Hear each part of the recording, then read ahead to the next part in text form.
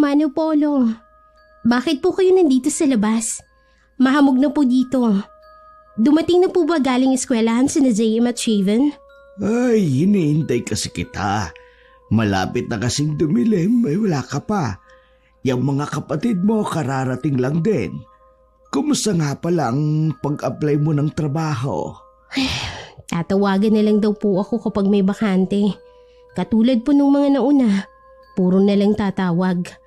Parang gusto ko nang mawalan ng pag-asa, lo. Huwag mong sabihin yan. Habang may buhay, may pag-asa lagi. Baka hindi lang para sa iyo ang trabaho na yon. Kaya lang, lo, nahihiya na kami sa iyo eh. Imbes na sa sarili nyo lang gastusin yung pensyon nyo, napupunta pa sa aming magkakapatid. Ay, mga apo ko kayo. Natural na ang pera ko. Para sa inyo na rin yan. Tsaka, ayoko nang nakaririnig ako sa inyo na nahihiya kayo sa akin, ha? Hindi naman kayo iba sa akin. Mga apo ko kayo. Totoo naman po kasi, lo. Hanggat hindi po ako nakakahanap ng trabaho, magiging pabigat po kami magkakapatid. Ay, wag na nga nating pag-usapan yan. Ang mabuti pa, pumasok na tayo sa loob ng bahay. Inalalayan pa ng dalaga sa braso ang lolo niya habang papasok sila ng bahay. May ilang taon na rin simula nang iwan sila ng mga magulang. 3 silang magkakapatid at si Amelia ang panganay. Parehong nasa high school naman ang 2 nakababatang kapatid. Mula nang iwan sila ng mga magulang, ang lolo Agriña na ang tumaguyod sa kanilang magkakapatid. Ang huling balita niya sa mga magulang niya ay may kanya-kanya ng pamilya ang mga ito. Isa yung mapait na nakaraan na pilit ng gustong kalimutan ng dalaga. Pero paulit-ulit pa rin bumabalik sa kanya ang mga alaala. Kaya ang sakit ay paulit-ulit din niyang nararamdaman. Pagpasok sa loob ng bahay, naabutan ni Amelia ang 2 na naghaharutan. Tumigil lang ang mga ito nang makita siya. Sabay pang lumapit sa kanila. Kinumusta rin ng mga ito ang paghahanap niya ng trabaho. Wala pa rin. Ewan ko ba? Parang inaalat ata ako ngayon. Hindi bale. Bukas susubukan ko na lang ulit. Nangako naman yung mga kaibigan ko na tutulungan nila ako. Sasabihan daw nila ako agad kapag meron silang nalaman na trabaho na pwede kong applyan. Yun naman pala eh. May mga mababait kang kaibigan na handa kang tulungan. Kaya huwag ka na mag-alala pa, apo. Huwag mo munang isipin ang mga gastusin dito sa bahay. Ako na muna ang bahala sa mga yon. Salamat po, Lo. Babawi na lang po ako sa inyo kapag nagkatrabaho na ako. Ngumiti naman si Lolo Agri sa dalaga. Niyakap naman ng 2 ang kanilang ate. Para iparamdam sa kanya na anuman ang mangyari ay naroon lang sila. Kinagabihan, mataimtim na nagdasal si Amelia na sana'y magkaroon na siya ng trabaho. Sa totoo lang, pinanghihinaan na siya ng loob at parang gusto niya nang tanggapin ang alok ng isang kakilala na sa Maynila niya subukan ang magandang kapalaran. Pero naroon ang kanyang agam-agam at pangungulila agad sa pamilya. Kinabukasan, habang nagluluto ng almusal na babaunin ng mga kapatid, isang text ang natanggap niya sa isang kaibigan. Nung unay napangiti siya, pero hindi naglaon ay nagkaroon siya ng pag-aalinlangan at disgusto sa sinasabi nitong trabaho. Nadatnan siya sa kusina ng kanyang lolo na tila malalim ang iniisip habang hawak ang kanyang cellphone. Oh, ay bakit ganyan ang mukha mo? May problema ba? Ha? Wala naman po, Lo. Nag-text po kasi yung kaibigan ko. Meron siyang sinasabi na trabaho. Kaya lang po parang nag-aalangan po ako eh. Ano bang trabaho yung sinasabi ng kaibigan mo? Kuwan po, Lo. Naghahanap daw po ng bagong sekretarya si Mayor Aring. Baka daw gusto ko. Oh, bakit? Ano bang nangyari sa sekretary niya? Aba, hindi pa man natatapos ang termino niya sa pagka-mayor. Nakailang palit na siya ng sekretarya. Ewan ko po. Wala namang kasing binanggit yung kaibigan ko tungkol doon. Ay, okay lang sa akin, apo. Kahit ano maging trabaho mo basta marangal. Huwag lang sigurong sekretarya ng mayor natin. Alam mo naman ang kumakalat na chismis tungkol sa taong yon. Hanggat maaari, ayokong magkaroon ka ng koneksyon sa kanya. Wala pa naman pong napapatunayan kung totoo nga po yung kumakalat na chismis tungkol sa kanya. Baka gawa-gawa lang din po yung mga parating na yun ng mga kalaban niya sa politika. Hindi lang naman tungkol doon ang chismis eh. Sabi, babaero raw si Mayor. Mahilig sa mga bata. O diba, nung bago-bago pa lamang siyang mayor, nagreklamo yung dati niyang sekretarya. Ang sabi, hinipuan daw siya sa maselang parte ng kanyang katawan.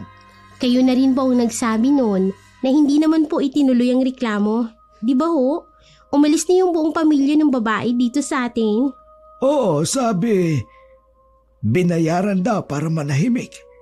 Sabi naman ng iba, tinakot lang naman daw. Ay, ewan ko nga ba mga tao rin sa atin. Iba't ibang kwento. Nakikinig lang naman ako sa kanila eh. Kayo talaga, Lo. Napaka-chismoso nyo din talaga. Apo, hindi. Kunti lang. Natigil ang pag-uusap ng maglolo nang pumasok na sa kusina ang mga kapatid at nakabihis na ng uniforme. Sinabihan na ang mga ito ni Amelia na kumain na at baka malate pa sa pagpasok sa eskwelahan. Ilang araw, simula nang mag-text ang kaibigan, hindi pa rin nakakahanap ng trabaho si Amelia. Parang gusto niya nang tanggapin ang sinasabi nitong trabaho. Boyfriend ng babae ang isa sa mga bodyguard ni Mayor. Nabanggit di umano siya rito nang minsang nagkita ang mga ito. Ipinakita pa raw sa kanya ang larawan at sinabi rin na naghahanap siya ng trabaho. Hindi tuloy maiwasang mag-isip ng dalaga na baka ibinibenta na siya ng kaibigan. Pero alam naman niya na gusto lang nitong tulungan siya. Oh, bakit malalim ang iniisip mo dyan, ha, Apo? Iniisip ko lang, Lo. Kung tatanggapin ko kaya yung alok ng kaibigan ko na mag-apply bilang sekretarya ni Mayor. Nabanggit niya po kasi inihintay pa rin pala akong pumunta sa opisina niya sa munisipyo. Anong desisyon mo? Parang gusto ko nga pong pumunta eh. Sayang din po kasi. At saka buti na po yun. Hindi ko na kailangan pang mag-ibang bayan para maghanap ng trabaho. Kaya lang, Apo. Inaalala ko lang kasi yung mga usap-usapan tungkol sa kanya. Ayoko mapahama ka. Chismis lang po yun. Wala naman pong napapatunayan kung totoo ang lahat ng akusasyon kay Mayor. Tsaka po, trabaho naman po yung gagawin ko eh. Kung sakali naman po, mag-iingat na lang po ako, Lo. Kaya lang, Apo, sigurado ka na ba talaga sa plano mo? Ilang beses ko na po itong pinag-isipan. Tsaka, parang wala naman po akong pagpipilian. Kapag nakaramdam po ako ng kakaiba sa kilos ni Mayor, magre-resign po ako kaagad. Ay, kung yan ba talaga ang pasya mo? Basta maging alerto ka lang at maging mapagmasid. Lagi kitang ipagdarasal na sana lagi kanyang bantayan sa lahat ng oras. Salamat po, Lo. Para po ito sa inyo at para sa mga kapatid ko. Gusto ko pong maibigay ang lahat ng pangangailangan ninyo. Kinabukasan, maagang gumayak si Amelia. Ipinagluto pa niya kasi mga kapatid ng almusal at babaunin. Tinitiyak niya parati na kahit wala silang mga magulang, maramdaman pa rin ng mga kapatid ang pag-aasikaso mula sa kanya. Nang makapagligpit ng mga kinainan nila, ang sarili naman ang inasikaso. Mukha lang siyang kalmado, pero kanina pa tumatambol ang dibdib niya sa sobrang kaba. Yun kasi ang unang pagkakataon na makapagtatrabaho siya sa isang politiko. Maliban pa doon dahil na rin sa mga negatibong nababalitaan ukol dito.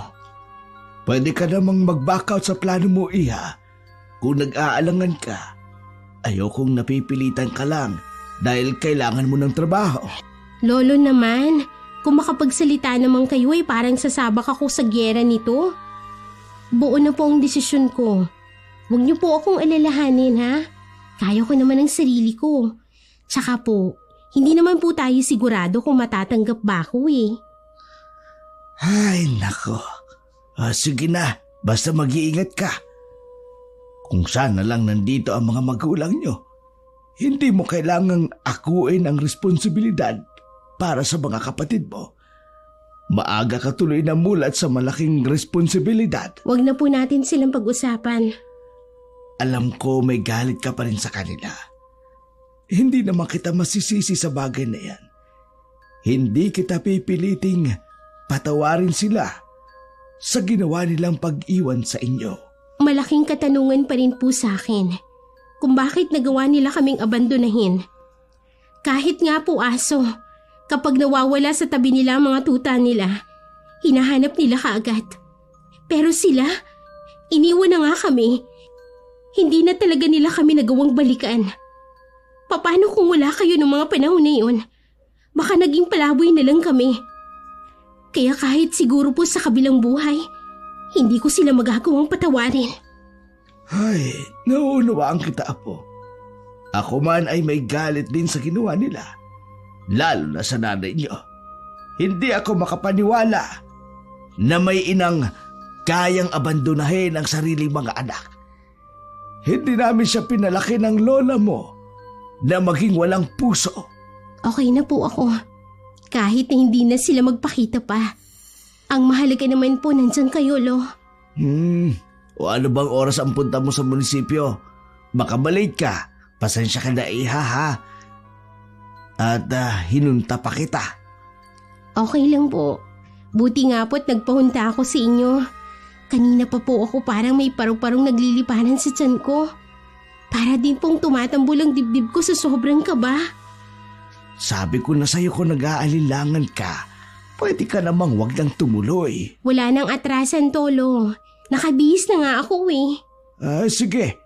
Ihatid na kita sa labas kung aalis ka na. Sige po. Kukunin ko lang po yung bag ko at saka yung folder ko.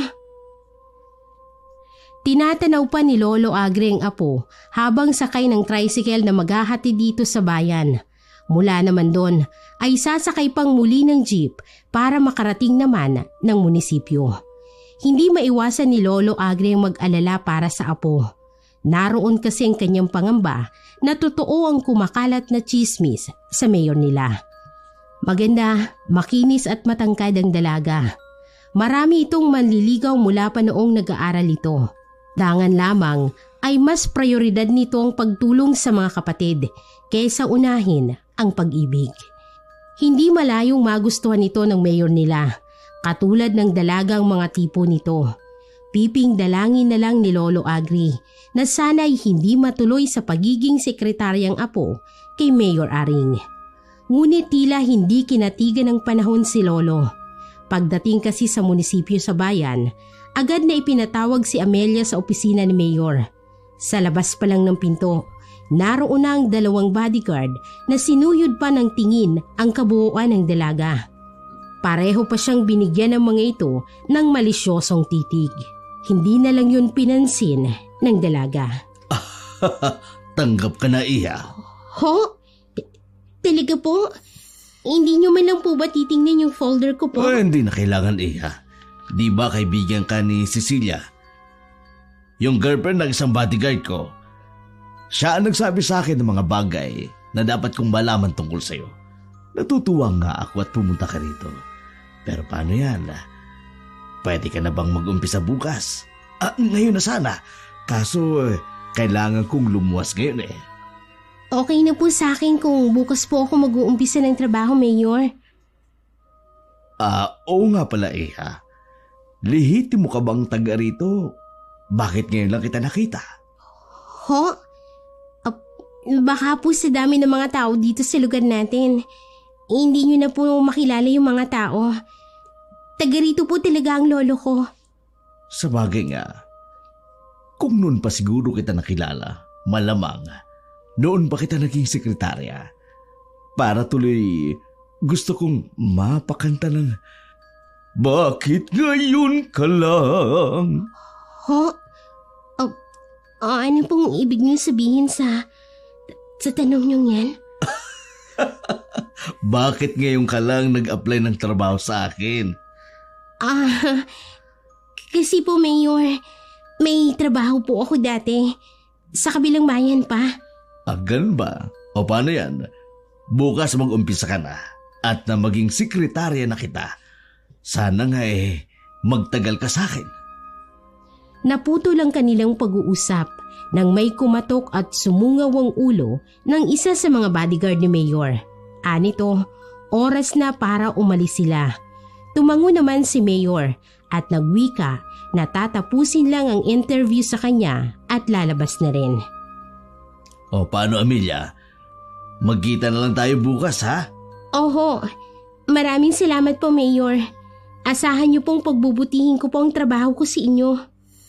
Nauna nang tumayo si Amelia at inilahad ang kamay sa Mayor. Agad naman yung tinanggap ng huli. Naramdaman pa ng dalaga ang bahagyang pagpisil nito sa kanyang kamay bago ito binitiwan. Nang makalabas ng opisina, ramdam ni Amelia ang kakaibang tingin na ibinabato sa kanya ng mga naroroon. Muli, hindi na lang niya yun pinansin. Ang mahalaga lang sa kanya ay meron na siyang trabaho. Pagdating sa kanilang bahay, agad niya yung ibinalita sa lolo niya. Inaasahan ko naman talaga, Apo, na matatanggap ka eh. Ba't parang hindi ata kayo masaya? Masaya naman, hindi nga lang ganap. Alam mo naman ang dahilan, di ba? Lo, kailangan ko po ang trabahong ito. Pangako po, kapag nakahanap ako ng ibang trabaho, aalis po ako bilang sekretarya ni Mayor. Basta ang bilin ko sa'yo, ha? Huwag mong kalilimutan, Apo. Opo, hindi ko po kalilimutan. Lolo talaga eh. Naging maayos naman ang trabaho ni Amelia kay Mayor. Wala naman siyang nakitang kakaiba sa mga ikinikilos nito. Isa lang ang napansin niya. Malimit na may tumatawag dito na iba't ibang mga babae. Nakaharap niya na rin ang asawa nito. Noon lang niya nalaman na mas matanda ang babae kaysa sa asawa nito. Blanko ang mukha nito nang titigan siya mula ulo hanggang paa. Hindi tuloy maiwasan ng dalaga ang mailang sa pagkakatitig nito sa kanya. Lalo na nang binati niya ito at hindi man lang ito tumugon. Pagdating sa bahay, naikwento ni Amelia sa kanyang lolo ang tungkol sa asawa ni Mayor. Ay oo, nasa 10 taon atang tanda niya kay Mayor Areng. Pumunta pala siya sa munisipyo kanina. Oo, binati ko nga po. Suplada naman. Pero noong kampanya, todo ngiti siya sa tabi ng asawa niya. Ganin po ata talaga kapag eleksyon. Hindi na kayo nasanay, Lo? Oo nga pala, ay maiba ako. Wala ka naman bang napupunang kakaiba kay Mayor? Wala naman po. Malimit lang po kami makipagkita sa iba't ibang tao. Minsan po, nasa opisina lang ako. Tapos siya lang po yung lumalabas kasama ng mga bodyguard niya. Iniisip ko nga po baka mali naman yung naririnig natin sa kanya. Sana nga po. Nakikita ko kasing mas maayos na ang trabaho mo ngayon. Lagi ka na rin maagang umuwi kumpara nung dati mong trabaho, di ba? Oo nga po. Ang problema ko lang, wala akong kaibigan sa trabaho. Ewan ko ba? Parang ilig sa akin o baka ayaw lang nila ako maging kaibigan. Uy, problema ba yun? Bakit hindi mo subukang ikaw ang makipaglapit sa mga katrabaho mo? Ginawa ko na po yan, Lo. Pero sadyang mailap sila. Hindi kaya yun ang dahilan kung bakit umaalis ang mga naunang sekretarya ni Mayor? Maaari din, pero hindi natin alam ang totoo. Magaan lang po ang trabaho ko kay Mayor. Sana naman hindi sila maging dahilan ko para umalis sa trabaho. Ay, wag mo na lang silang pansinin. Ang mahalaga, ginagawa mo yung trabaho mo. 1 taon na lang po gagraduate na po ng high school sa JM. Plano ko pong pakiusapan si Mayor na kung pwede, ipasok po ng scholarship program nila ang kapatid ko. Malaking tulong din po yun kung sakali, Lo. Naku, maganda nga yung naiisip mo, Iha. Kaya nga lang baka mapag-initan ka. Hindi naman po siguro. Matalino naman po si JM. At kabilang po tayo sa mahihirap dito sa atin. Lalo na kami na iniwan ng mga magulang. Kaya pasok po ang kapatid ko sa scholarship program ng lokal na gobyerno natin. Kung sakali man po na hindi makakuha ng scholarship sa JM, sisikapin ko pong makapag-aral pa rin siya. Huwag kang mag-alala, Iha. Tutulong ako sa abot ng aking makakaya. Alam mo naman, kasama ko kayo sa lahat ng oras. Salamat po, Lo. Alam ko naman po yun. Naghintay na lamang ng tamang pagkakataon si Amelia para makausap ang mayor. Ilang araw na kasi itong abala at malimit na lumabas. Nang makatsyempo ng pagkakataon, nilapitan na ito ni Amelia at nakiusap tungkol sa kanyang pakay. Yun lang ba, Iha? Naku, walang problema yun. Ilan pa ba ang mga kapatid mo nag-aaral? Isasama ko lahat para makakuha ng scholarship. Salamat po, Mayor Aring. Malaking tulong po ito sa amin ni Lolo. Naku, wala yun. Basta para sa lahat ng nasasakupan ko. Kung may kailangan ka pa kahit ano pa yan, magsabi ka lang ha. Huwag kang magdalawang isip sa akin. Huwag kang mahihiyang magsabi sa akin. Maraming salamat po ulit, Mayor. Nang lumabas ng opisina, nakaguhit pa rin ang ngiti sa labi ng dalaga. Huli na nang mapansin niyang nasa labas lamang ang asawa ng alkalde. Matiim ang titig nito na ibinigay sa kanya. Napalis naman ang ngiti sa labi niya. Nataranta na binati niya ito. Pero katulad nung una, walang tugon mula rito. Nang humakbang ito papalapit sa may pinto ng opisina, siya ang nagbukas para makapasok ito sa loob. Bumalik naman ang dalaga sa mesa niya sa sulok. Linggo, nasa bahay lang si Amelia. Sa ilalim ng puno ng mangga sa labas ng kanilang bahay. Nakaupo lang siya doon habang nakatanaw sa kawalan. Sa lalim ng iniisip, hindi niya namalayan ang paglapit ng kanyang lolo. Simula nung magtrabaho ka kay Mayor, napapansin ko, laging malalim ang iniisip mo. Meron ka bang hindi sinasabi sa akin? Wala naman po, Lo. Okay naman po ang trabaho ko sa munisipyo. Nakakakwentuhan ko na rin po yung mga kasamahan ko. Sinubukan ko po kasi na makipaglapit sa kanila. Mabuti naman kung ganon. Bakit parang malalim ang iniisip mo? Iniisip ko lang po yung bukas. Ang lalim naman ata niyang sinasabi mo. Ibig bang sabihin kung makakaraos ba kayo ng kapatid mo sa susunod na mga araw? Isa na rin po yun. Minsan po pumapasok din sa isip ko kung paano kung isang araw mawala ako bigla. Paano na kayo ng mga kapatid ko? Kinakatakutan ko po yung araw na yun, Lo. Lahat naman tayo darating na mawawala tayo sa mundong ito. Pero natitiyak ko sa iyo at tinitiyak ko sa iyo, mauuna ako sa inyo. Matagal pang dumating ang oras mo. Magkakaroon ka pa ng pamilya at mga apo. Sana nga po. Pero kahit hindi na po ako magkaroon ng sariling pamilya, makita ko lang po na nasa maayos ang lagay ng mga kapatid ko. Napakabuti mo talaga, Iha. Lagi na lang mga kapatid mo ang iniintindi mo. Sana makita ng mga magulang mo ang ginagawa mo. Huwag na po natin pag-usapan ng mga magulang namin. May sarili na po silang pamilya. Iha, tungkol nga pala sa mga magulang mo. Nakausap ko nga pala yung kapatid ng tatay niyo. May pinasasabi sa inyo ang ama mo. Kailan niyo po nakausap yung kapatid ni tatay? Noong isang araw lang. Kumukuha lang ako ng tiyempo para sabihin sa iyo. Matagal na daw gustong makipagkita sa iyo ng tatay ninyo. Dangan nga lang daw nahihiya. Kung problema lang po yung dahilan kung bakit gusto niya makipagkita, kalimutan na lang po niya kaming mga anak niya.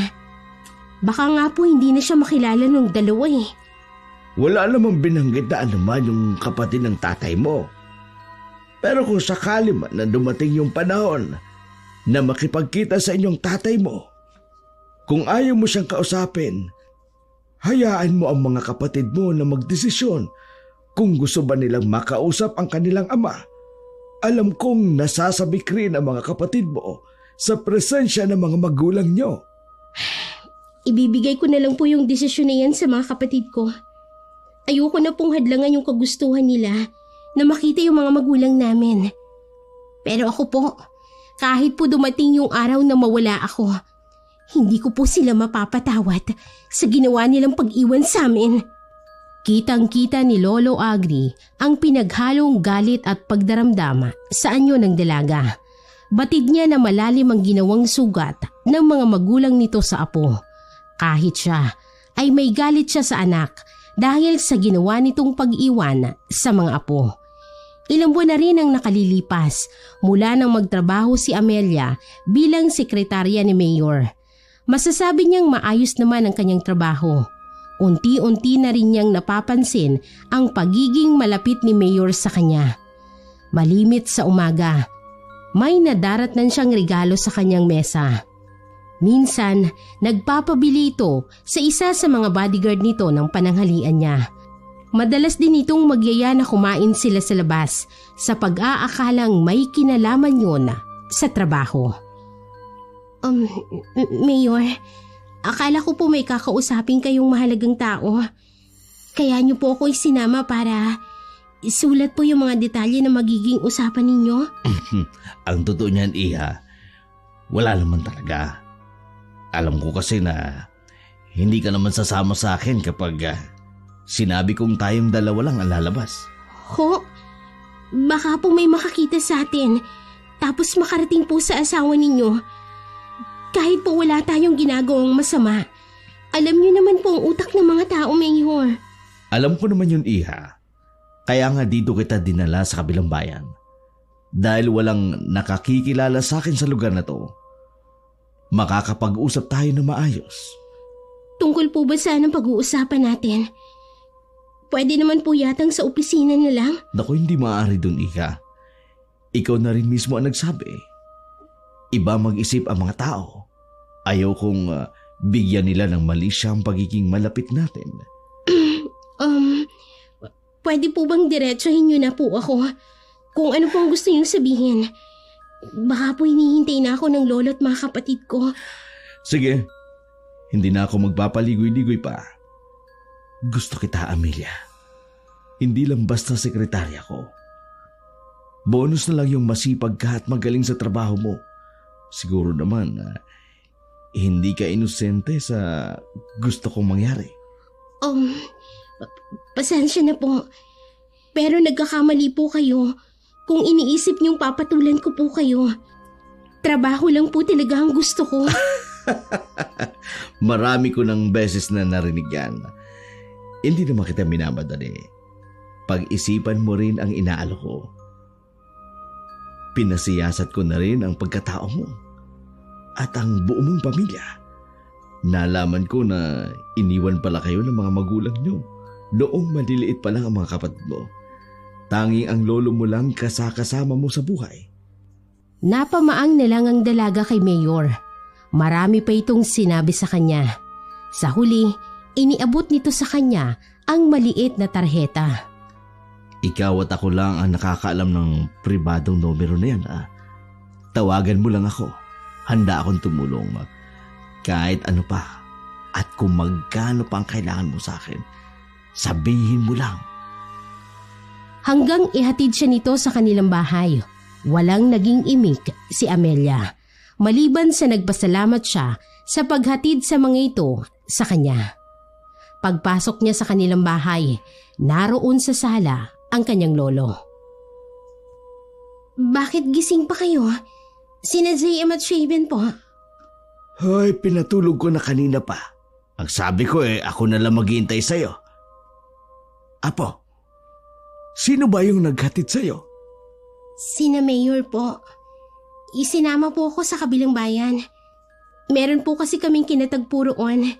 Kailangan ko pong ilista yung ibang mahalagang detalye ng pag-uusap nila. Ganun ba? Hoy, kumain ka na ba? Oho, pinakain na po kami doon. Mabuti pa, magpahinga ka na. Alam kong pagod ka sa maghapong trabaho. Sige po, Lolo.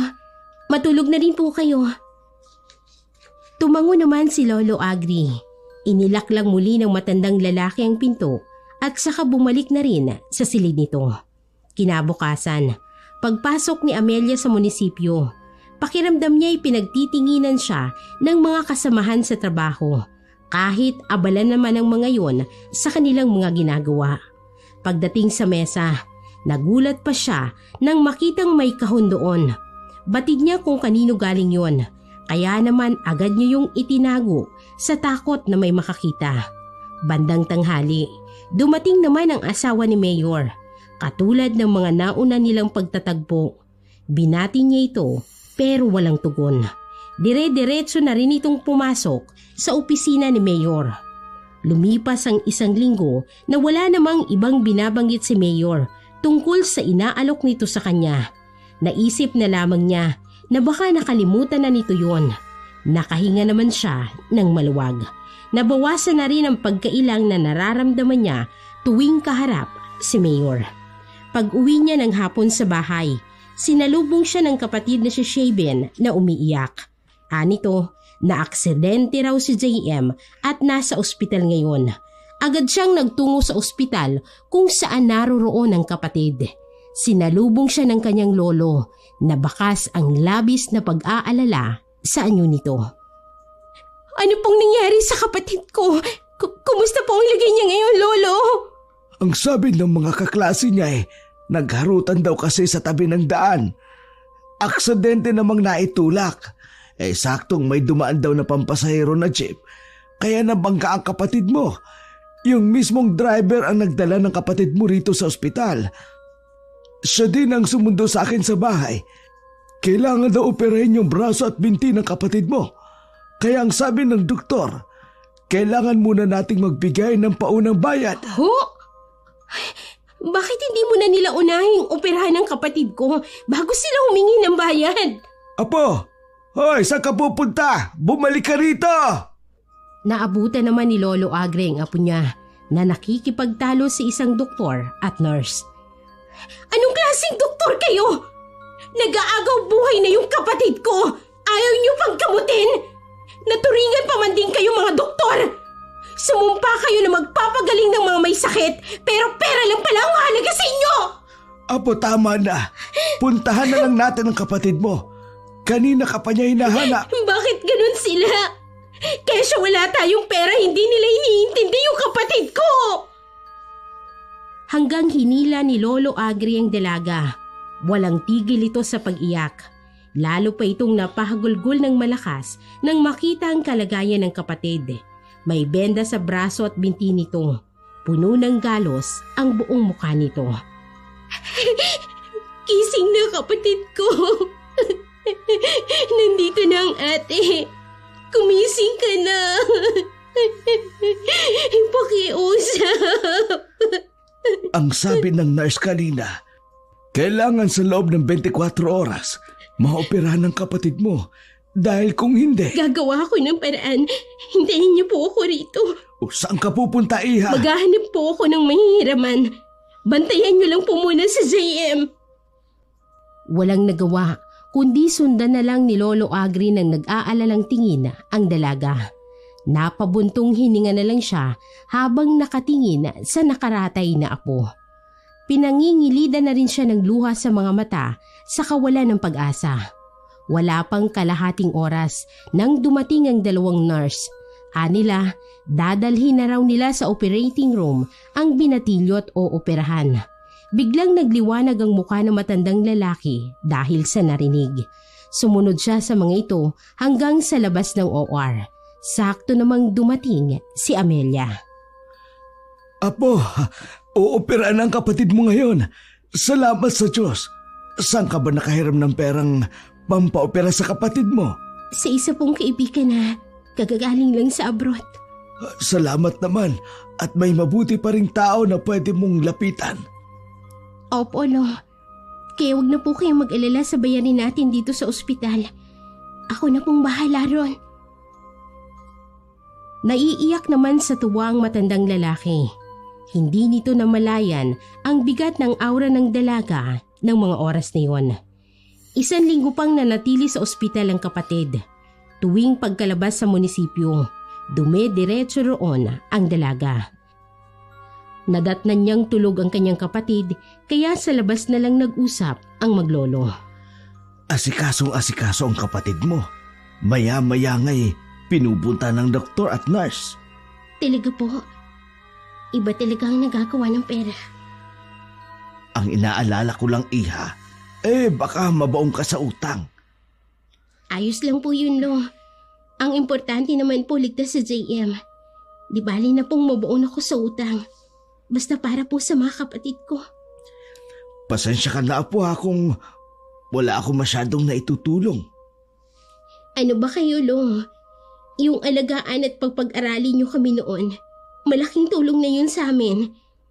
Itong pagbabantay niyo sa kapatid ko, malaking tulong na po ito sa akin.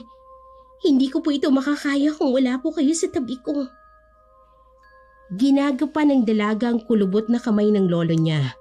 Ngumiti naman ang matandang lalaki sa kanya nang maiuwi nilang kapatid sa bahay.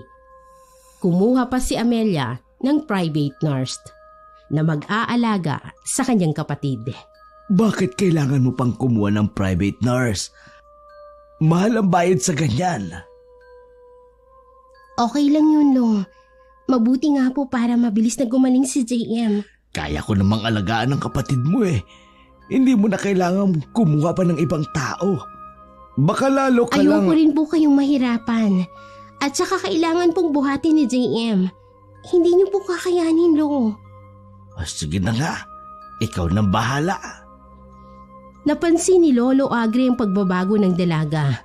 Malimit itong ginagabi ng uwi. Marami itong mga pasalubong lagi sa kanila. Nagtataka lang ang matandang lalaki dahil mukhang hindi naman gipit ang apo. Lahat ng gusto ng mga kapatid ay ibinibigay nito. Narinig pa niyang nagwika ito sa dalawa na sabihin lang ng mga itong gusto at ibibigay kaagad niya. Hindi tuloy maiwasan na mag-alala siya. Minsang ginabi na naman ito ng uwi. Hindi na niya natiis na hindi ito sitahin. Bukas pa ba ang munisipyo sa ganitong oras? Lo, bakit gising pa kayo ng ganitong oras? Hindi ba ang sabi ko naman sa inyo, huwag niyo na akong hintayin. May dala naman akong susi eh. Hindi mo pa sinasagot ang tanong ko.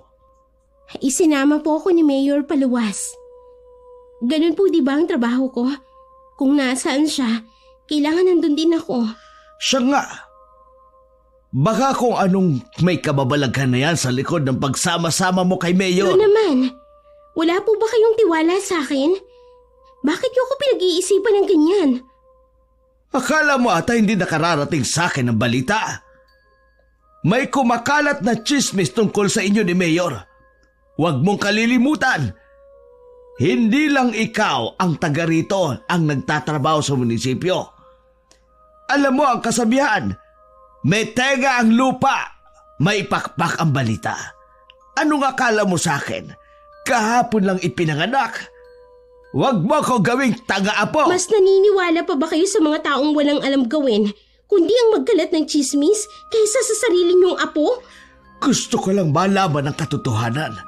Kaya sabihin mo sa akin kung ano ang totoo. Wala pong katotohanan sa kumakalat na chismis. Maniwala po kayo. Matagal na tinitigan ni Lolo Agre ang dalaga. Tila sinusuri pa nito ang katotohanan sa kanyang mga tinuran. Maya-maya, tumalikod na ito at tinungo ang sariling silid. Si Amelia naman ay tila nauupos na kandila na napaupo na lamang sa sofa. Bumalong din sa mga mata nitong mga luha. Paulit-ulit na siyang humihinga para pakalmahin ang nararamdaman. Kinabukasan, pag-uwi niya ng bahay, isang panauhin ang nadatna ni Amelia sa bahay. Hindi niya yon inaasahan. Hindi agad siya nakakilos sa kanyang kinatatayuan. Parang muling nagbalik sa kanya ang nakaraan. Nang akmang lalapitan siya ng lalaking malaki ang idinagdag ng edad, nang huli niya itong makita, bigla siyang umiwas at tumuloy sa silid nilang magkakapatid. Matinding pagpigil ang ginawa niya para hindi muling lumabas at magwala sa galit. Maya-maya, Kinatok na siya ni Shaven at sinabing wala na ang bisita nila. Lumabas naman siya at kinausap ang kanilang lolo. Ano pong ginagawa ng taong yun dito? Gusto ka daw makausap. Gusto kayo makita, kaya pinapasok ko na. Sa susunod po, kapag bumalik siya dito para makita mga kapatid ko, pakisabi na umalis na rin bago ko dumating. Ayoko na aabutan siya dito. Ay, ama mo pa rin siya. Kahit balibalik na rin man ang mundo, kahit ang sitwasyon, mananatili pa ring ama mo siya. Wala po akong pakialam kung ama namin siya. Maaaring sa pangalan, pero hindi siya nagpakaama sa amin. Baka sa susunod, yung anak niyo naman na magpakita dito. Hindi ko siya tatanggapin dito. Wala din siyang kwentang ina. Nabanggit na nga rin ng ama mo na gusto ring pumunta rito ng ina ninyo. Bakit ba pagkatapos ng maraming taon, saka sila gusto magsulputan dito? Bakit? Dahil matatanda na sila? Gusto nila magpaalaga sa amin? Ang kakapal ng mukha nila! Amelia, alam ko masakit sa iyo ang ginawa ng mga magulang nyo. Pero magulang mo pa rin sila. Dapat mo pa rin silang irespeto. Huwag na kasi silang magpakita dito, Lo! Kaya ko nang buhayin at ibigay ang lahat ng pangangailangan ng mga kapatid ko. Hindi namin sila kailangan pa! Maaaring tama ka. Pero iba ang mga magulang, iha. Merong isang bagay na tanging sila lamang ang makapagbibigay sa mga kapatid mo. Kapag maging magulang ka na rin, saka mo maunawaan ang ibig kong sabihin. Hindi kita pinipilit na patawarin mo agad sila. Pero para sa ikatatahimik ng isip at puso mo at ng kalooban mo, sana balang araw, magawa mo silang patawarin. Umiyak ng umiyak ang dalaga. Parang bulkang nasa loob ng ilang taong kinikimkim ang nararamdaman. Noon lang niya nailabas ang lahat ng bigat na nakatago sa kanyang dibdib. Ilang beses pa noon dumalaw ang kanilang ama. Sinasadya naman ni Amelia ang magpagabi para hindi niya ito datnan sa kanilang bahay. Lumipat ka na nga lang kaya ng bahay. Ako nang bahala sa lahat ng gastusin. Ayoko kasing nai-stress ka eh. Hindi ko alam kung papayag ang lolo. Masyadong mahalaga sa kanyang bahay na yun. E di kayong mga kapatid mo ang lumipat. Hayaan mo na ang lolo mo doon. Matanda na ang lolo. Hindi siya maaaring mag-isa sa bahay. Napakawalang hiyang apo ko naman nun kung iiwan ko si lolo. Pagkatapos ng mga ginawa niyang sakripisyo para sa aming magkakapatid. Suggestion ko lang naman. Kung ayaw mo, wala naman ako magagawa. Ikaw pa rin naman ang magdedesisyon sa bagay na yan. Ang mabuti pa, ihatid mo na ako. Baka wala na doon ang itay. Baka masermonan lang ako ni lolo kapag ginabi ako ng gusto. May iba kasi akong lakad eh. Ipahatid na lang kita sa mga bodyguards ko. Tumango na lamang si Amelia at pagkatapos makapagbihis, lumabas na siya at sumakay na sa naghihintay na kotse sa kanya sa labas ng gate. Malayo pa lang siya ipinahinto niya ng kotse at saka bumaba. Habang naglalakad, ramdam niyang mainit na titig sa kanya ng mga tao sa paligid. Meron pang ang grupo ng mga kababaihan ang nagwika patungkol sa kanya. Akala mo daw ay kung sinong mahinhin. May itinitago din daw palang kati sa kanyang katawan. Binilisan na lamang niyang paglalakad at hindi na pinansin ang mga ito. Pagdating sa bahay, naghihintay na ang kanyang lolo. Mano po, Lo? Wala po ata kayong ngayong bisita. Hindi ko nga alam kung bakit hindi dumalaw ang ama ninyo. Baka po natauhan na. Napagtanto niyang wala siyang maaasahan sa atin. Hanggang ngayon ba, yan pa rin ang iniisip mo? Gusto lang naman ng ama ninyo na makita kayo at makasama. Hindi po ako interesado na makasama siya. Parang gusto ko nga pong lumipat na lang ng bahay eh. Naiinis na rin ako sa mga parinig ng tsismosa sa labas. Palibhasa kasi, walang magawa sa buhay. Puro inggit ang nararamdaman, kaya hindi masaya sa pag-asenso ng ibang tao. Hayaan mo na lamang sila, Apo. Titigal din ang mga yan. Hindi naman totoo ang sinasabi nila tungkol sa iyo, Ade. tungkol pala sa sinasabi mo na gusto mong lumipat. Kayo na lang ng mga kapatid mo. Ako, masaya na ako rito. Matanda na ako para magpalipat-lipat pa ng tirahan. Nasabi ko lang po yun dahil sa inis ko. Pero wala po akong balak na lumipat kung hindi rin lang kayo kasama. Ang gusto ko po, habang buhay tayong magkakasama. Ngumiti lang si Lolo Agri sa kanya. Lumapit naman ang dalaga at yumakap rito. Parang pinipiga ang puso niya tuwing naiisip niyang darating ang araw na hindi na nila ito makakasama. Kinabukasan, sa munisipyo. Dahil nakayuko at abala sa kanyang ginagawa, hindi na malaya ni Amelia ang pagdating ng asawa ni Mayor. Natatarantaman ay tumayo siya at bumati rito. Naramdaman ng dalaga na tila may iba sa titig nito sa kanya. Matagal din siya nitong tinitigan bago siya tinalikuran. Nang mawala ang babae, noon lamang pinakawala ng dalaga ang pinipigil na hininga. Bago umuwi, tinawag muna siya ni Mayor sa opisina nito.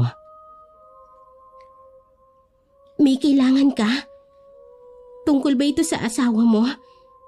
Parang iba yung tingin niya sa akin kanina eh. Nakarating kasi sa kanya ang tungkol sa kumakalat na chismis na may relasyon di umano tayo. Pero huwag kang mag-alala. Napaliwanagan ko na siya.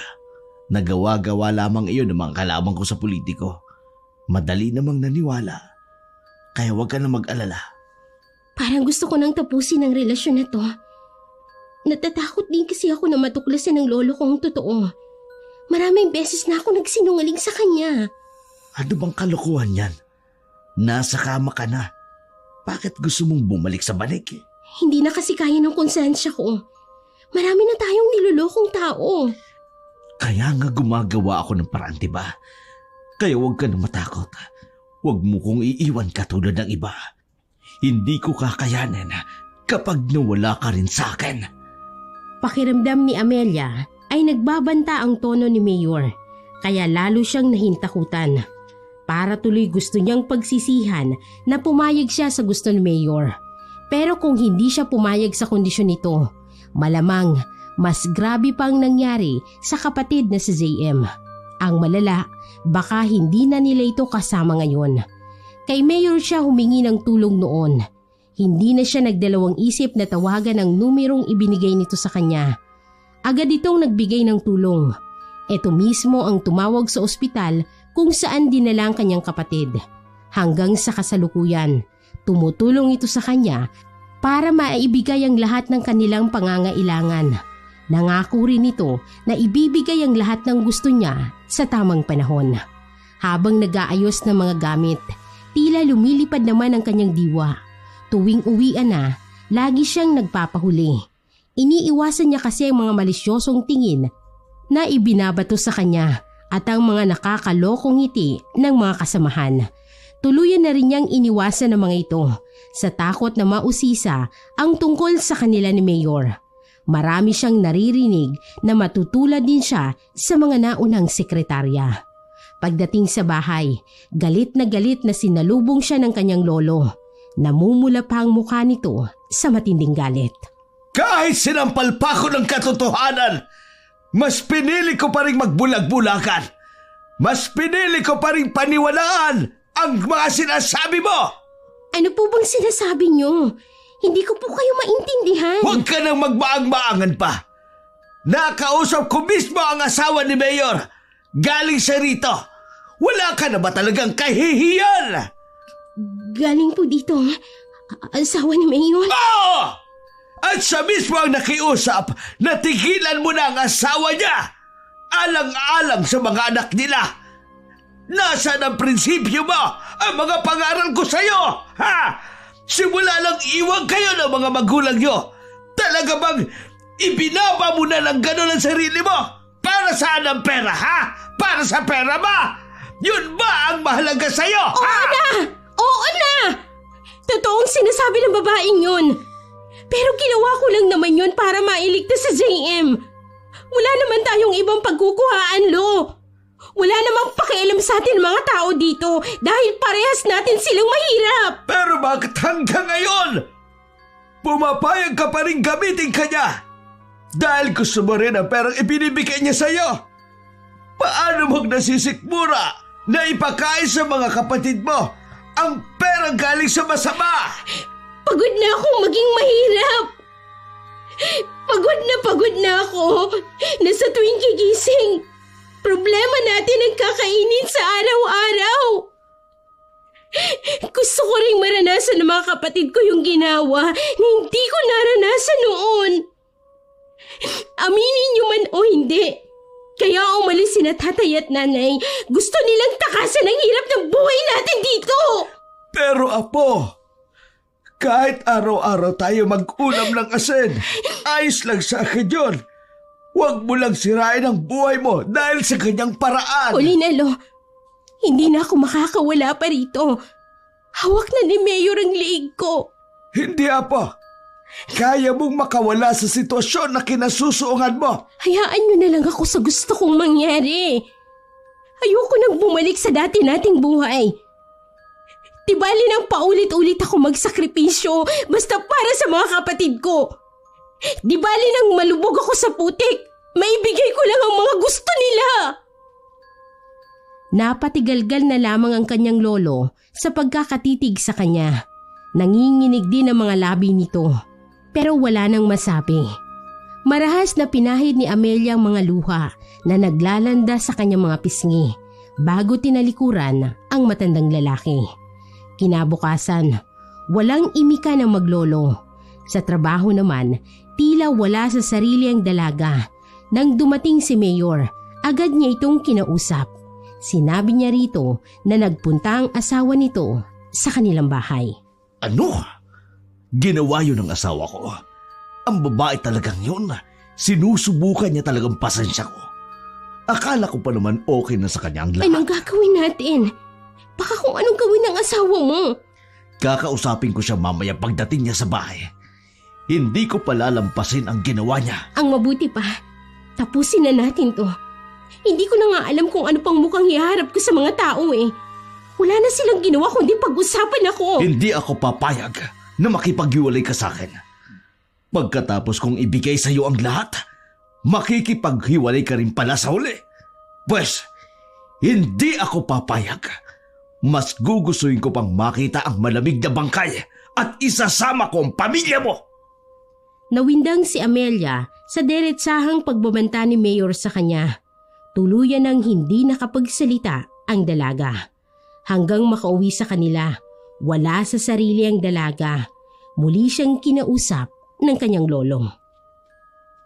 Nakikiusap akong muli sa iyo, Apo. Makipaghiwalay ka na kay Mayor. Tigilan mo na ang kahibangan mo. Nagbanta ng asawa ni Mayor. Kapag hindi mo tinapos ang relasyon mo sa kanya, may masamang mangyayari sa iyo at ayoko mapahamak ka. Lolo, gustuhin ko man pong makawala kay Mayor. Pinagbantaan niya na po ako. Pati kayo madadamay. Ayoko rin pong mapahamak kayo. Diyos ko, pagsubok ba ito parusa sa atin?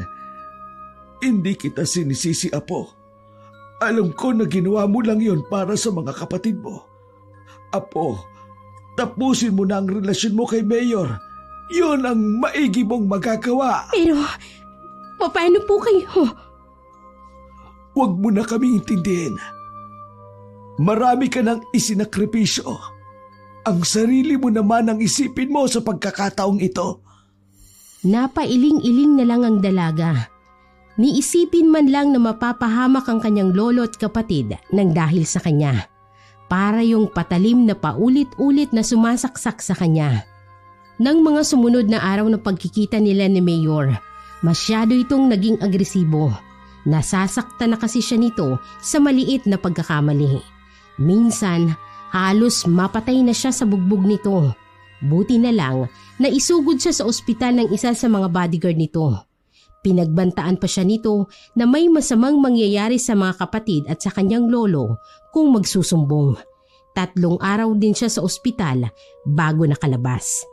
Nadatnan niya ang kanyang lolo at mga kapatid na labis na nag-aalala para sa kanya. Anong nangyari sa iyo? Bakit ngayon ka lang umuwi? Teka, bakit may mga pasaka sa katawan? Sa loob ko na lang po ikukwento ang mga nangyari. Umiiyak na kwento ni Amelia ang sinapit niya sa kamay ni Mayor. Ang paulit-ulit nitong pananakit sa kanya. Maging ang muntikan niyang pagkakalagay sa bingit ng kamatayan. Yung hayop na yon! Walang puso! Kailangan natin siyang isuplong. Baka ganun din ang ginawa niya sa mga nauna sa'yo. Huwag na po, Lo. Natatakot po ako. Baka kung anong gawin niya sa inyo, wala rin po tayong magagawa eh. Pero kailangan mong makawala sa demonyo na yon. Hindi ako papayag na lalo kang malugbok sa kanya. Hayaan na lang po muna natin. Hayaan niyo. Mag-iisip po ako ng kung paano ako makakawala sa kanya. Basta wag na po kayong gagawa ng hakbang na pwede niyang ikagalit, Lo. Habang nagsasalita ang dalaga, may iba nang pinaplano ang matandang lalaki. Alam niyang habang buhay siyang kamumuhian ng apo, pero handa niyang tanggapin ang galit nito alang-alang sa kaligtasan nito. Isang linggong nagpahinga si Amelia sa kanilang bahay. Nang tumawag si Mayor at pinapapasok siya sa trabaho, sinabi niyang sa Lunes na siya papasok. Agad naman itong pumayag. Lo, pinapapasok na ako ni Mayor sa opisina. Ano pong gagawin ko? Baka mahalata po ng mga kasamahan ko yung mga pasat-sugat ko. Ihanda mo ang mga gamit mo. Aalis tayo sa lugar na to. Magpapakalayo-layo tayo. Saan po tayo pupunta? Baka po masundan lang tayo ni Mayor. Huwag kang mag-alala. Hindi nila tayo masusundan sa lugar na yon. Saan po ba talaga tayo pupunta? Huwag ka ng maraming tanong. Saka ko na ipaliliwanag sa iyo ang lahat. Pero Lo, sigurado na po ba kayo na gusto niyong umalis sa bahay na to? Akala ko po ba? Handa na ako magsakripisyo alang-alang sa iyo. Lalo na sa iyo, Apo. Hindi ako papayag na mapahamak ka sa taong yun. Salamat po. Pasensya na kung problema ang tinila ko sa bahay nito, Lo. Lahat naman tayo nagkakamali. Ang mahalaga, matuto tayo sa pagkakamali na yun. At matuto din tayong manindigan sa kung ano ang tama. Hindi na napigilan ng dalaga na yumakap ng mahigpit sa kanyang lolo. Tinapik-tapik naman ito ng marahan ang kanyang likod. Pagkatapos kumalas, pinunasan ng dalaga ang mga luha niya. Pumasok na rin siya sa silid nilang magkakapatid at inayos ang mga mahalagang gamit niya. Inayos na rin ang dalawang mga gamit nila. Noong isang araw pa sila kinausap ng kanilang lolo tungkol sa plano nito at sumang-ayon naman ang dalawa. Aalis tayo kapag madilim na para walang makapansin sa atin. Basta maganda kayo ha. Hintayin na lang natin ang susundo sa atin. May susundo po sa atin? Sino po? Oo, Iya. Yun lang ang paraan para makaalis tayo sa lugar na to nang walang nakaaalam. Pagpatak ng 7:00, isang jeep ang pumarada sa tapat ng kanilang bahay. Isang lalaki ang bumaba. Ganoon na lamang ang pagsiklab ng galit ni Amelia. Pinaglipat-lipat pa niya ang tingin dito at sa kanyang lolo. Anong ibig sabihin nito, Lo? Bakit nandito ang lalaking yan? Anak, hayaan mo sanang Huwag mo akong tawaging anak! Hindi kita tatay! Naiintindihan mo? Hindi kita tatay! Iha, maaari bang isang tabi muna ang galit mo sa ama mo? Kailangan na nating umalis dito. Walang aalis! Kung sa kanya lang din tayo sasama, mas mabuti pang sama-sama na lang tayo dito. Akala ko ba mahal mo ang mga kapatid mo? Kung ganon, bakit mo hahayaang mapahamak sila? Kasi naman, Lo! Bakit kailangan sa kanya pa tayo lumapit? Dahil wala na akong ibang alam na pwedeng lapitan at mapagkakatiwalaan. Nakikiusap din ako, Iya. Pagkatapos ito, ang lahat ng galit mo itatanggapin ko. Pakiusap. Huwag ka na munang makipagmatigasan. Pati ang dalawang kapatid ni Amelia ay nakiusap na rin sa kanya. Naroon pa rin ang bigat sa kanyang dibdib na hayaang mangialam ang ama sa problema niya. Sa huli, nanaig pa rin sa kanyang kapakanan ng mga kapatid. Batid niyang nasa panganib ang buhay niya sa kamay ni Mayor at maging sa asawa nito. Inabot din ng mahigit 1 oras bago na ikarga ang mga gamit nila. Pinilit kasi ni Mang Joko na dalhin nila ang lahat ng gamit para wala na silang dahilan para bumalik. Nang paalis na sila, naaninag ni Amelia ang lungkot sa mata ng kanyang lolo habang nakatingin sa bahay nila. Alam niyang masakit para rito ang umalis sa sarili nitong tahanan.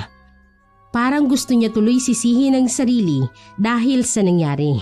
Dahil sa pagod at hindi pa gaanong maayos na pakiramdam, nakatulog siya habang nakasandal sa mga gamit nila. Nagising siyang nangangalay ang liig. Nang sulyapan niya ang mga kasama, ay tulog pa rin ang mga ito. Muli niyang ipinikit ang mga mata. Pagising niya, maliwanag na ang paligid. Agad siyang bumaba ng jeep.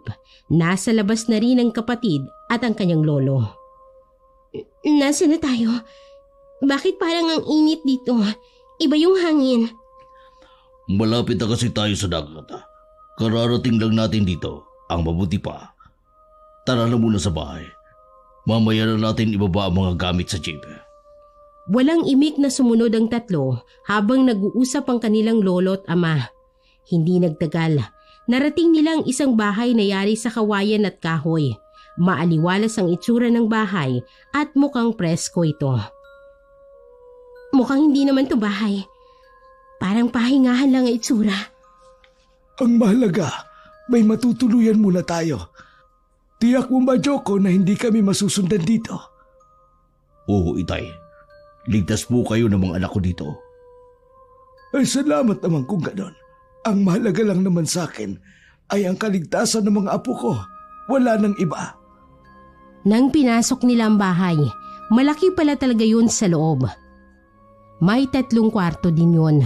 Simple naman ang pagkakaayos at walang gamit na hindi kailangan. Habang inililibot ng dalagang paningin sa buong paligid, hindi niya maiwasan ang magtanong. Sinong nakatira dito? Ako lang naman ang nakatira rito mag-isa. Ha? Akala ko may pamilya na kayong bago. Matagal niya na akong iniwan. Naikwento ko na yan sa lolo mo. At alam na rin ang mga kapatid mo. Napatitig naman si Amelia sa mukha ng ama. Ngumiti naman ito na tila ba pilit niya itinatago ang anumang damdamin. Marami pa sanang gustong itanong si Amelia rito. Pero pinigilan niya ang sarili. Galit pa rin siya rito. Mas gugustuhin pa niya na sa kanyang lolo na lang magtanong. Nang matapos sila sa pag-aayos ng kanilang gamit, inusisa ng dalaga ang kanyang lolo. Lo, totoo bang mag-isa na lang si tatay? Iniwan ba talaga siya nung sinamahan niya? Oo. Sabi niya baka yun daw ang karma niya. Iniwan niya ang kanyang pamilya. Kaya iniwan din siya. Matagal na daw niyang gustong makipagkita sa inyo. Kaya lang daw nauunahan siya ng takot at hiya. Gusto daw niyang makabawi sa inyo. Karma nga siguro yun sa kanya. Kung hindi niya siguro kami iniwan noon, baka hindi umabot sa ganitong lahat. Walang ibang dapat sisihin kundi sila ni nanay. Sana balang araw, mapatawad mo sila. Para din sa iyo yun, iha. Ayoko kasing mabuhay kang may bigat pa rin sa iyong dibdib. Ayokong puro galit ang nasa puso mo. Hindi ko po alam. Siguro panahon na lang makapagsasabi, Lo. Marami pang sinabi ang kanyang lolo tungkol sa naging buhay ng ama. Mataman na lamang siyang nakinig nito at hindi na nagbigay ng anumang komento. Pero nang nalaman, tila unti-unti nang natutunaw ang galit niya para sa ama. 1 linggo na sila roon sa lugar na iyon ng kanyang ama nang makaramdam siya ng kakaibang pagbabago sa sarili. Malimit siyang hindi makatulog. Tila ba meron laging bumubulong sa kanyang pangalan. Lagi rin siyang walang ganang kumain. Tuwing hapon, inaapoy siya ng lagnat. Kahit anong iniinom niyang gamot ay hindi ito tumatalab sa kanya. Pakiramdam nga niya, lalo pang lumalala ang kanyang kalagayan. Dadaling ko na po siya sa ospital bukas na bukas din. Sana po ay bumuti ang panahon para walang sagapan sa biyahe. Mabuti pa nga. Labis ako nag-aalala sa batang yan. Naging masakitin siya nito mga nagdaang araw. Humina ng tuluyan ang resistensya niya. Malalaman po natin bukas kung ano talaga ang sakit ng anak ko kapag natingnan na siya ng doktor. Nasa malapit lang na nag-uusap ang dalawa, kaya naman narinig ni Amelia ang pag-uusap ng mga ito. Maging ang pagtawag ng kanyang ama ng anak sa kanya. Parang hinaplos ang kanyang puso. Matagal na kasing panahon nang huli niyang narinig yun sa magulang. Nasasabik din pala siyang marinig yun. Mas nauunawaan niya na ngayon ang sinasabi ng kanyang lolo noon. Hindi natuloy ang pagdala kay Amelia sa ospital dahil lalong lumakas ang ulan na may kasamang malakas na hangin. Binabantayan siya ng mga kapatid ng mga oras na yon. Maya-maya, biglang napatili si Shabin. Pumasok naman si Lolo Agri at Mang Joko sa silid nila. Hindi pa man nakapagtatanong, itinuro na nito ang nasa higaan ng dalaga. Nasindak silang lahat nang makita kung anong nasa ilalim ng higaan niya. Anong nangyayari? Bakit parang may gumagalaw sa higaan ko? Hindi doktor ang kailangan natin. Iyon ang tingin ko. Sino kaya ang nasa likod nito? Ano ba kasing nangyayari? Bakit ayaw niyong sabihin? Huminahon ka, Iha. Magiging maayos din ang lahat. Hahanap kami na magiging albularyo. Paano ko hihinahon? Hindi ko alam ang nangyayari sa akin. Malala na ba ang sakit ko? Mamamatay na ba ako? Bakit albularyo? Dalhin niyo ko sa ospital, Lolo! Hindi, Iha. Huwag mong sabihin yan. Gagaling ka. Tuluyan nang napaiyak si Amelia. Nararamdaman niya kasi na may kakaibang nangyayari sa kanya. Pinalabas muna ng kanyang lolo ang dalawa niyang kapatid. Habang tumatagal, patindi na rin ang kanyang nararamdaman. Minsan, akala ng ama at ng kanyang lolo ay tulog siya. Narinig niya ang pag-uusap ng mga ito. Hindi ka pa rin ba nakakahanap ng magaling na manggagamot? Hindi pa ho. Pero hindi ako susuko. Hindi ko hayaang magdusa ang anak ko. Kung maaari ko sanang akuin ang lahat ng sakit na nararamdaman ng anak ko, sinalo ko na lang sana para kahit papano makabawi man lang ako sa kasalanang nagawa ko. Marami pang pagkakataon para makabawi ka sa kanila. Ang kailangan natin ngayon, makahanap ng magaling na manggagamot para malabanan ang kulam kay Amelia. Meron po nagsabi sa akin na meron daw magaling na albularyo sa karating na isla. Hindi lang tiyak nung nakausap ko kung naroon pa rin ang taong yun. Kaya lang po, masama ang panahon na hindi kakayanin ng bangka ang lakas ng alon sa lugar na yun. Magdasal tayo na sana bumuti ang panahon bukas. Oo, walang sandali na hindi ako nagdarasal para sa ikagagaling ng anak ko. Nang makaalis ang dalawa, pilit na iminulat ni Amelia ang kanyang mga mata. Hindi makapaniwala sa kanyang narinig na kinukulam siya. Iisa lang ang pumasok sa kanyang isip kung sinong may gawa nun sa kanya. 3 araw pa ang lumipas bago gumanda ang panahon. Sakay ng bangkang dimotor, pumunta sa isang isla si Mang Joko para sunduin ang sinasabing magaling na albularyo na nakatira doon. Mabuti na lamang, kilala ng albularyo na si Benito sa buong isla. Madali itong natagpuan ni Mang Joko. Hindi pa man siya nakapagsasalita, alam na agad nito ang kanyang pakay. Sinabihan lang siya nitong maghintay at kukunin lang ang mga gamit sa panggagamot. Nang mga sandaling yun, mahinang-mahina na si Amelia. Puno na rin ang sugat nito sa buong katawan. Butot balat na lang din ang dalaga dahil hindi na nito magawang makakain pa. Tatagan mo ang loob mo, Apo. Parating na ang manggagamot. Gagaling ka rin. Mahal ka namin ng kapatid mo. Lumabang ka, Apo. Puro ungol na lang ang naging tugon ni Amelia. Naririnig niya ang sinasabi ng kanyang lolo maging ng kanyang mga kapatid na hindi umaalis sa kanyang tabi. Sa isip niya, mabigyan lang siya ng pangalawang pagkakataon na malampasan ang pagsubok ng yon. Ipinapangako niya na magbabago na siya. Patatawarin niya na ang kanyang mga magulang. Napaluhan na lamang siya nang pumasok sa kanyang isip na kung hindi pa kasi nangyari yon ay hindi niya maiisipan na magpatawad. Ilang sandali pa, nakarinig siya ng mga nagsasalita. Ang huling boses ay hindi pamilyar sa kanya. Inutusan nitong iwan sila at ito na raw ang bahala sa kanya. Mabuti na lang dumating ka na. Natatakot na kami dito ng mga anak mo. Hindi na kasi kumikilo si Amelia. Naniniwala ako na malalampasan ng anak ko ang mga nangyari sa kanya. Tama ka dyan. Magtiwala lang tayo sa taas. Magtiwala tayo sa manggagamot. Habang nakaupo si Lolo Agri, palakad-lakad naman si Mang Joko. Hindi ito mapakali. May ilang oras na din kasi itong nakakalipas ay hindi pa rin lumalabas sa silid si Kabinito. Umupo ka nga muna. Nahihilo ako sa ginagawa mong yan.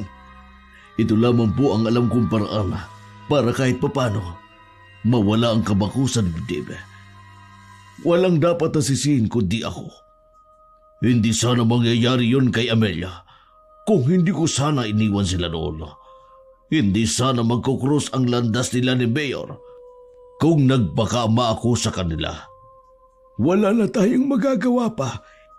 Isipin na lang natin na ang lahat ng nangyari ay may dahilan. Lumipas pa ang nakakainip na mga sandali. Lumabas na rin ang manggagamot na si Kabinito. Nang ngumiti ito, nawala ang kanilang takot. Nagwika ito na ibinalik nitong sumpa ng kulam sa taong gumawa nun sa dalaga. Sinabi nito na isang babae ang nasa likod ng pangungulam sa dalaga. Habang kausap ni Mang Joko ang manggagamot, pumasok naman sa loob sina Lolo, si JM at Shabin. Nadatnan nilang nakaupo ang dalaga sa higaan nito. Nawala na rin ang amoy na tila nabubulok na laman at ang lumalabas rito. Sinugod ng yakap ng magkakapatid ang kanilang ate. Salamat naman at magaling ka na, Apo. Opo, Lo. Utang ko po ang pangalawa kong buhay. Una sa taas, pangalawa sa inyo na hindi sumuko sa akin. Akala ko talaga hindi na ako makakaligtas. Parang ang dami kong nakikitang imahe. Akala ko sinusundo na nila ako.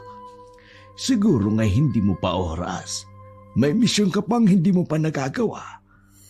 Kausap nga pala ng tatay mo yung albularyo na si Kabinito. May inaalam siyang ibang detalye. Alam mo bang babae ang nagpakulam sa'yo? Hindi po kaya yung asawa ni Mayor ang may kagagawa ng nangyari sa akin? Yun din ang nasa isip ko. Nang makausap ko siya noon, kitang-kita ko sa mata niya ang matinding galit. Kahit mahinahon siya magsalita noon, iba ang kutob ko sa kanya. Kung siyang may kagagawa nito, Lo, hindi ko rin siya masisisi. Malaki ang nagawa kong kasalanan sa kanya. Hindi lang siya ang may kasalanan, pati ang asawa niya. Sana lang ginamit niya ang posisyon niya para makatulong sa mga nangangailangan. Hindi yung ginamit niya para mang-agrabyado ng mga kababaihan. Nasaan po pala si Tatay? Gusto ko rin po kasi magpasalamat sa kanya. Nagpaalam siya sa akin kanina na may gagawin lang daw. Hindi naman sinabi kung ano. Hintayin na lamang natin. Buti naghilom ka agad ang sugat mo. Magaling talaga si Kabinito. Oo nga po. Hindi ko nga po halos matingnan ang sarili ko noon. Kahit ako nandidiri sa katawan ko. Buhay pa po ako pero inuuod na. Pilitin mong alisin sa iyong isipan ang masasamang pangyayaring yun sa buhay mo. Tahakin mong muli ang buhay na puno ng pag-asa sa tamang direksyon na. nandito kaming pamilya mo para alalayan ka na magsimula ng panibagong buhay. Naiiyak na lamang si Amelia sa mga sinabi ng kanyang lolo. Noon lang niya napagtanto na napakapalad niya. Sa kabila ng pagiging payak ng kanilang pamumuhay, nariyan pa rin ang kanyang pamilya. Lalo siyang napaiyak nang lumapit ang kanyang mga kapatid at niyakap siya. Nagwika rin ng mga ito na hindi nila kailangan ng material na bagay. Gusto lang nilang makasama ang kanilang ate nang walang maging sakit ito. Lumipas ang isang araw na hindi nagpakita si Mang Joko. Hindi tuloy maiwasan ni Lolo Agri na mag-alala. Ay, saan kaya nagpunta ang lalaking yun? Hindi po kaya sa kamag-anak nagpunta si tatay? Nandito lang din sa lugar na to ang nag-iisa niyang kapatid na lalaki. Maagang dumaan ito dito at naitanong ko na. Hindi rin daw alam kung nasaan siya. Hiniram daw uli kasi yung jeep niya. Satyuin mo nga pala yung jeep na ginamit natin. Hindiin pa po natin siya. Baka po dumayo lang sa mga kaibigan. Kapag hindi pa rin po siya dumating, saka po natin i-report ang pagkawala niya sa mga pulis. Sumang-ayon naman sa dalaga si Lolo Agri. Naghintay pa sila maghapon hanggang sa inabot na ng kinabukasan. Habang nagkakape sa kusina si Lolo, narinig niya ang pagparada ng jeep sa tapat ng bahay. Agad siyang sumilip sa may bintana. Nakita niyang bumaba sa jeep ang manugang. Agad siyang lumabas ng bahay para salubungin ito. Saan ka ba nanggaling? Nag-alala kami sa iyo. Pati ang kapatid mo hindi alam kung saan ka nagpunta. Pasensya na kayo. May kailangan lang akong gawin. Kumusta pala ang mga bata? Okay lang naman sila. Magaling na pala si Amelia. Bumalik na sa dati ang kanyang kalusugan. Mabuti naman po kung ganun. Magsabi ka nga ng totoo. Saan ka ba talaga nagpunta? Nanggaling po ako sa lugar na dati ninyong tinitirhan. Nangalap po ako ng mga impormasyon na kailangan ko. Binalikan mo si Mayor Aring, ang asawa niya, para ipaghiganti ang ginawa sa anak mo. Yun po sana ang plano ko. Pero mabait talaga ang Diyos. Hindi niya hinayaang magbayad sa kamay ko ang mga taong yun. Anong ibig mong sabihin? May nangyari ba? Nakita kong dinampot si Mayor ng mga pulis. Narinig ko sa mga taong nang molestya daw ito ng mga minor de edad. Mukhang bigatin din po ang pamilya ng dalagita. Marami po akong narinig na mga anomalya di umano na ginagawa nito habang nasa posisyon.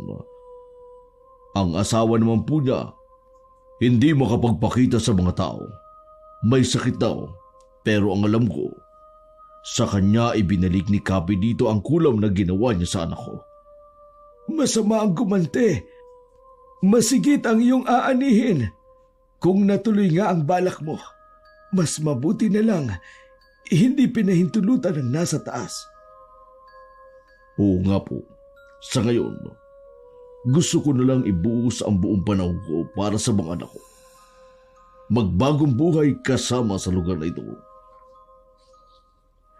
Lahat ng yun ay narinig ni Amelia. Hilamang luha nang lumabas siya sa kanyang pinagkukublihan. Sinugod niya ng yakap ang nabiglang ama. Patawarin niyo po ako, Tay. Kung napagsalitaan ko po kayo ng masasakit na salita. Nadala lang po ako ng sobrang galit ko sa inyo ni Nanay. Ako ang dapat na humingi sa iyo ng paulit-ulit na kapatawaran. Alam ko nga, marami akong pagkukulang. Ang laki ng naging kasalanan ko sa inyo ng mga kapatid mo. Patawarin mo rin ako, anak. Hayaan mo akong bumawi sa inyo. Simula ng araw na yun, naging magaan ang pakiramdam ni Amelia. Wala nang bigat sa kanyang dibdib na matagal ding nanahanan sa kanyang puso. Tama nga ang kanyang lolo. Ang pagpapatawad ay magbibigay sa kanya ng kapayapaan ng isip. Kahit hindi pa nagpapakitang muli ang kanilang ina, nagawa na rin itong patawarin ni Amelia. Handa na siyang harapin ito kung sakaling magkikita sila balang araw. Sa kasalukuyan, naghahanda sila ng munting salo-salo para sa kaarawan ng kanilang lolo. Hiling ko sa Panginoon, nabigyan po kayo ng mahabang buhay para mas matagal pa po kayo naming makasama, Lo. Ganon din ang hiling ko, Apo. Gusto ko rin kayo makasama at ang magiging apo ko sa tuhod. Pinagsaluhan nilang buong pamilya ang mga handang iniluto nila para kay Lolo. Naging masaya ang araw na yon. Masayang nakikipagbiruan si Lolo sa mga apo. Wala man lang nakapansin na masama na palang lagay ng matandang lalaki. Nanghihina na ito at ayaw lang ipaalam sa kanila. Kinabukasan, nagisnan nila si Lolo na wala ng buhay. Mapayapa itong lumisan. May ngiti pa ito sa labi nang madatnan nila. Labis ang naging paghihinagpis ni Amelia sa nangyari sa kanyang lolo.